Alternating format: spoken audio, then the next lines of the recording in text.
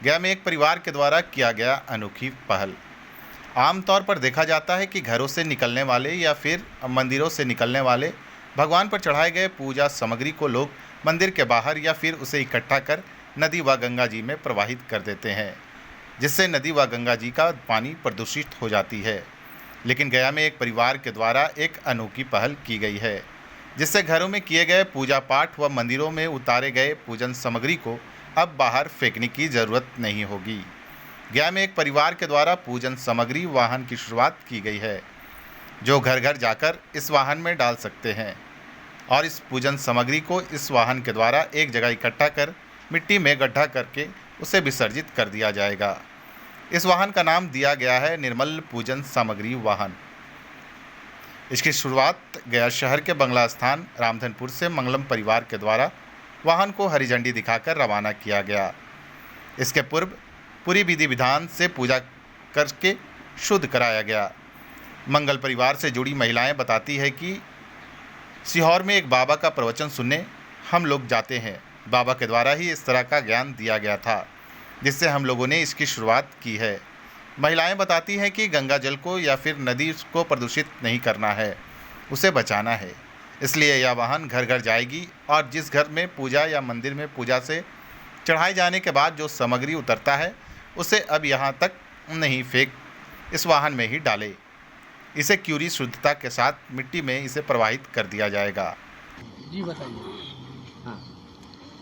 अपने शहर नगर में अपने बंगला स्थान रामधनपुर हम लोग अपने पूजा के सामग्री जितना जो होता है पूजा के पाठ के, इसमें गंदगी चीज़ नहीं फैलाया जाए, कोई पोलोथीन नहीं दे दे, कोई ऐसा कोई चीज़ नहीं दे। सिर्फ माला फूल बेलपत्तर जो है वही चीज़ मिलना चाहिए और वह पूजा पाठ के सामान सब वह गाड़ी में आ कर के अपने सब सामग्री को पूजा से अच्छा से इसको कम से कम विसर्जन किया जाए।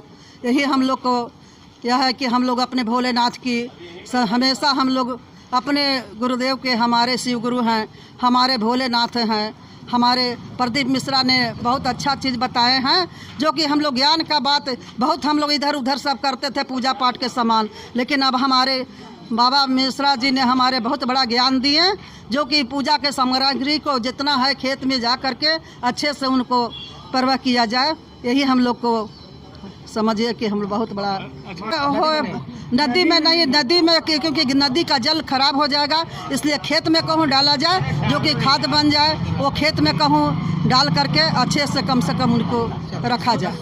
कहाँ गए थे नहीं, बाबा जो हम लोग को ज्ञान देते हैं, जो कि वह खेत में खाद, वह हम और सीहोर गए थे, सीहोर में बाबा का ज्ञान लेके आए। वो ज्ञान सही में मिला कि कम से कम हम लोग को नदी में डालने से गंदा होता है और नदी में गंदा होने से पानी वहाँ पर के हम लोग कूला नहीं कर सकते हैं, स्नान नहीं कर सकते हैं। बस इतना ही है कि हम लोग को खेत में डाल दीजिए। पूजा पाठ हम लोग पूजा पाठ बहुत श्रद्धा और विश्वास के साथ करते हैं और भगवान को प्रसाद चढ़ाते हैं, बेलपत्ता फूल माला चढ़ाते हैं। लेकिन होता ये है कि वही फूल माला और प्रसाद की सामग्री जो कि हम लोग शुद्धता से रखते हैं, लेकिन वो हमारे पैरों में लग जाता है, जिससे वो दूषित होता है और फिर वही नदी तालाब में डाला जाता है, जिससे प्रदूषण भी फैलता है और जलवायु प्रदूषित होता है।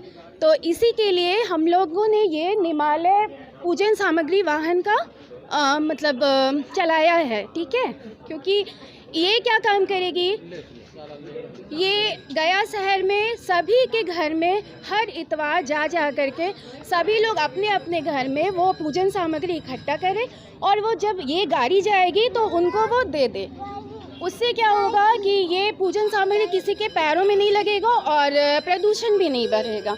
और ये इस सामग्री को एकत्र करके एक गड्ढा खोद करके वहाँ पे डाल दिया जाएगा, जिससे कि वो खाद का भी काम करेगा। क्या नाम हो गया आपका? मेरा नाम हुआ मंजू। और